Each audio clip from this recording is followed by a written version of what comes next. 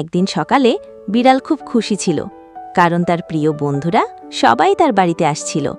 সে আগেই ঠিক করেছিল আজ বন্ধুদের জন্য একটা বিশেষ ভোজের আয়োজন করবে, কিন্তু বাড়ির সব খাবার আগেই ফুরিয়ে গেছে। হঠাৎ কিছুতেই কি রান্না করবে তা বুঝে উঠতে পারল না সে। তখন বিড়ালের মাথায় এক দারুণ আইডিয়া এলো। সে ভাবল, নদীর ধারে অনেক কুমির থাকে, একটা ধরতে পারলে আজকের খাবারের বন্দোবস্ত হয়ে যাবে। তাই আর দেরি না করে বিড়াল লাফ দিয়ে বেরিয়ে পড়ল নদীর পথে। নদীর পাড়ে গিয়ে অনেক বুদ্ধি করে, কৌশলে, ধৈর্য ধরে সে এক বিশাল কুমির ধরে ফেলল।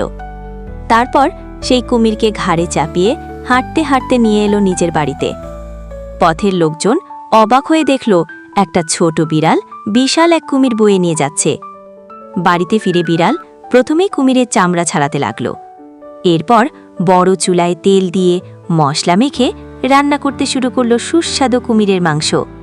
ঘর জুড়ে ছড়িয়ে পড়ল এক মনোহর গন্ধ।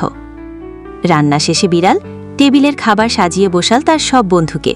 গল্প, হাসি, খাওয়া সব মিলিয়ে দিনটা হয়ে উঠল এক অবিস্মরণীয় ভানো।